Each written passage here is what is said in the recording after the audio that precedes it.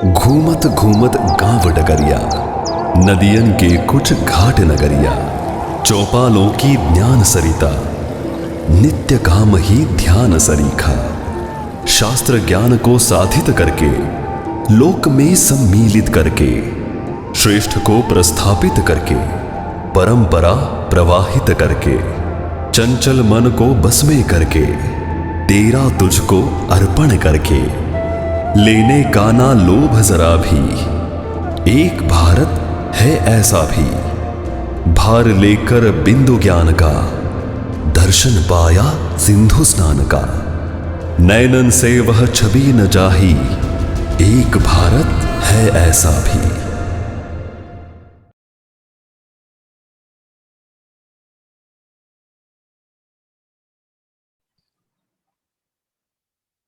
नमस्कार। हमने पिछले एपिसोड में बात की थी भारतीय अर्थव्यवस्था और आधुनिक अर्थव्यवस्था के विषय में। हमने एक कथा भी सुनी थी कि जिसमें एक कुम्हार की बात थी, उसकी अर्थव्यवस्था की कुछ बात थी।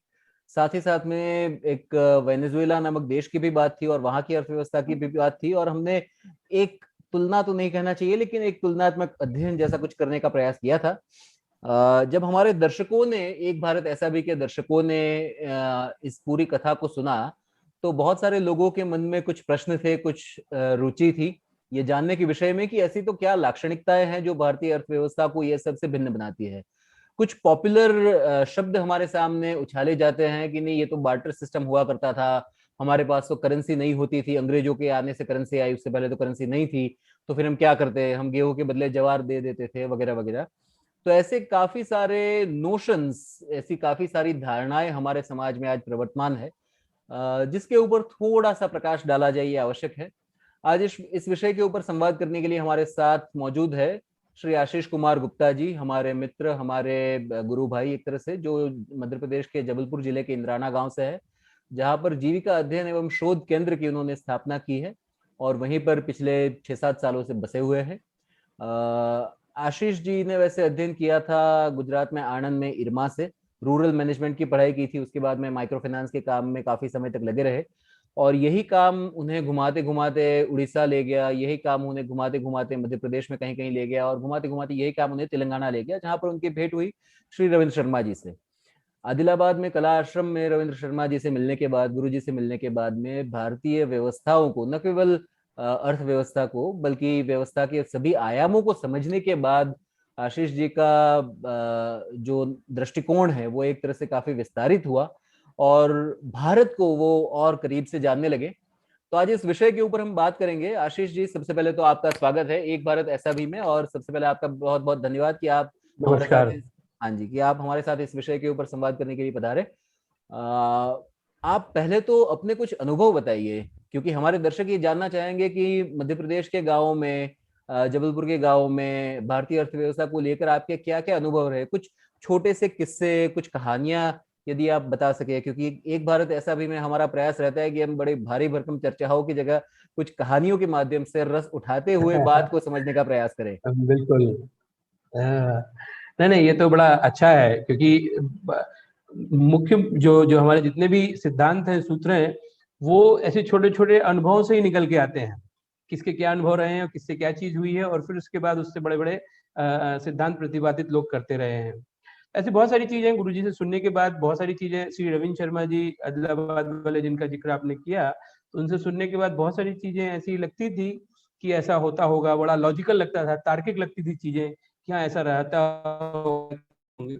लेकिन यहाँ यहाँ उसको फिर मैंने अपने बहुत सारे अनुभवों से रिलेट किया। उड़ीसा में मैं काफी समय रहा, बस्तर में काफी समय, जहाँ ये पुराना प्रचलन बहुत सारा कुछ है। अपने बचपन की यादों में जब गए, जहाँ जिस मोहल्ले में हम लोग रहते थे जबलपुर की छोटी सी जगह पे, तो वो काफी कुछ अलग हुआ। लेकिन इन सब से बहुत ज्यादा विस्तारित अनुभव जो है वो इंद्राना आकर लगा। पिछले 5 साल पहले से, लगभग 5-6 साल पहले हम लोग यहाँ आके रहना आरंभ किया।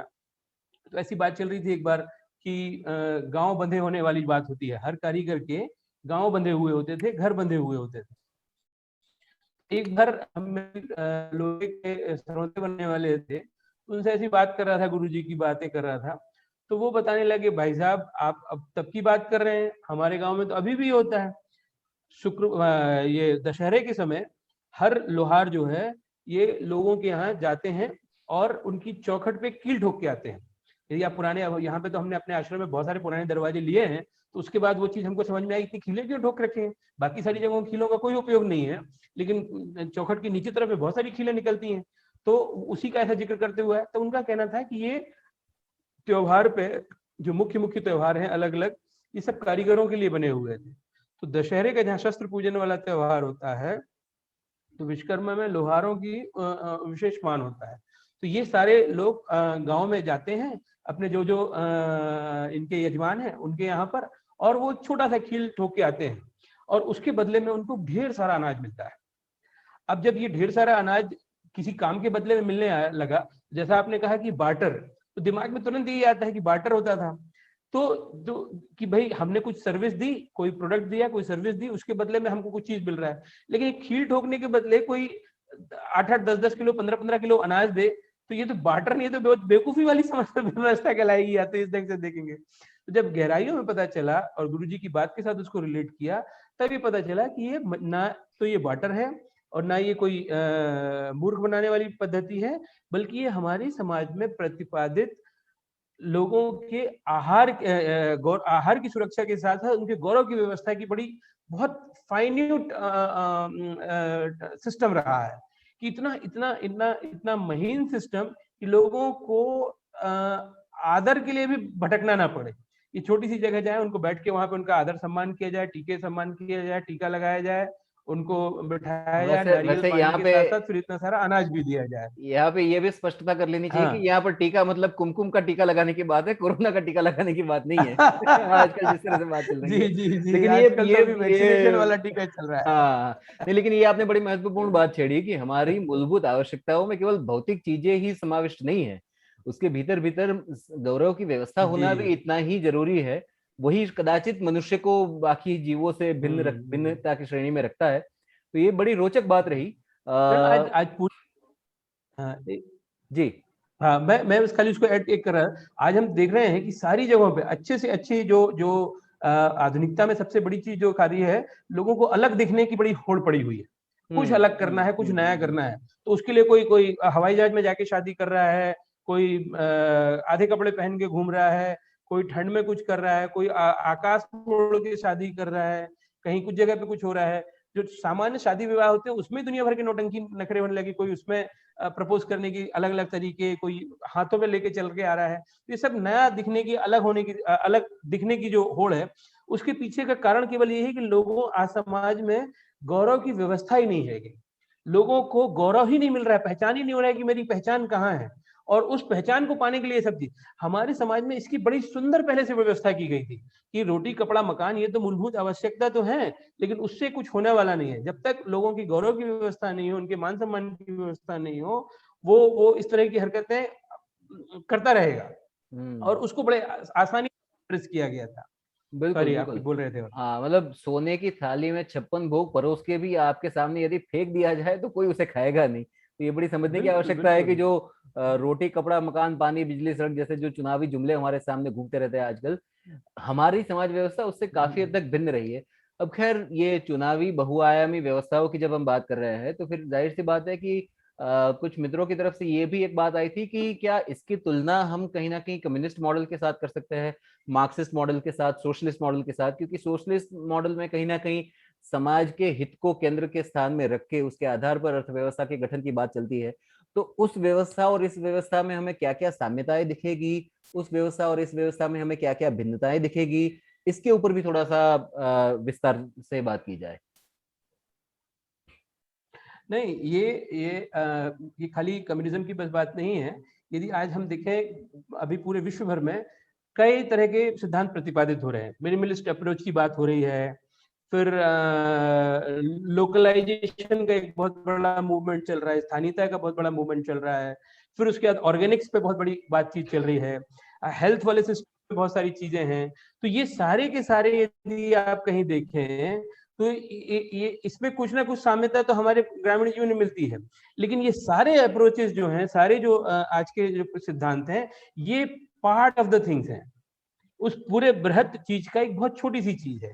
ये हमारी भारतीय व्यवस्थाओं में ये सारे तो सम्मिलित थे ही थे, लेकिन इन सबके साथ साथ जो 3-4 मूलभूत समस्याएं हमारे समाज की थी, वो भी टेकन केयर ऑफ थी।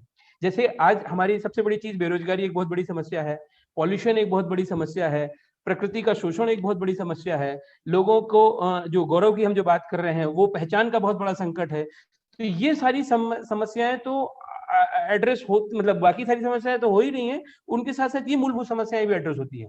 तो हमको यदि देखना है भारतीयता के साथ में किसी और सिद्धांत को देखना है, हमारी भारतीय जीवन शैली, भारतीय पारंपरिक समाज व्यवस्था, उसमें ये सारे सिद्धांत अपने आप में समाहित है, अपने आप में समाहित है। लोकलाइजेशन की बात है, लेकिन लोकलाइजेशन किसके माध्यम से इंश्योर करना है उसके ऊपर भी बात हुई कि लोकलाइजेशन हम करना है तो जैसे वो वाटर की बात कर रहे थे, जो जो लोहार की बात कर रहे थे कि कैसे उतनी छोटी सी व्यवस्था में उसको सम्मिलित करके रखा गया था। तो ये जो चीजें हैं ये हमको समझना पड़ेगा कि ये बाकी सिद्धांत जो है वो सिद्धांत है, लेकिन अपने आप में थोड़े हैं, पूर्ण नहीं है। भारतीय व्यवस्था में, समाज व्यवस्था में बात करते हैं, सारे के सारे सिद्धांत सम्मिलित होते हैं और हमारी सारी समस्याओं के समाधान ये लोग इस पूरी व्यवस्था में दिखता है।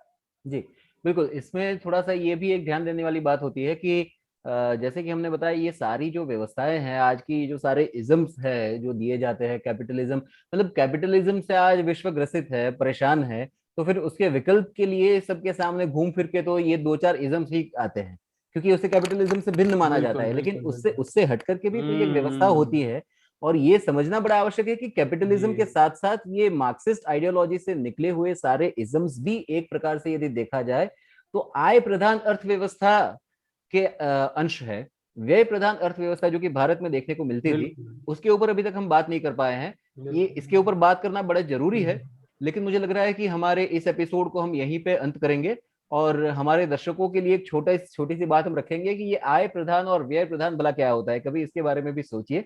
और आपके सामने हम उपस्थित होंगे अगले सप्ताह, वापस से अगले सप्ताह या 1-2 सप्ताह के बाद, आय प्रधान अर्थव्यवस्था और व्यय प्रधान अर्थव्यवस्था की बात लेकर के।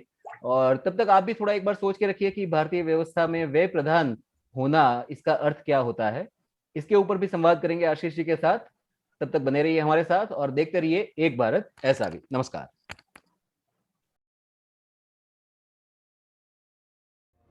भार लेकर बिंदु ज्ञान का, दर्शन पाया सिंधु स्नान का, नैनन से वह छवि न जाही, एक भारत है ऐसा भी।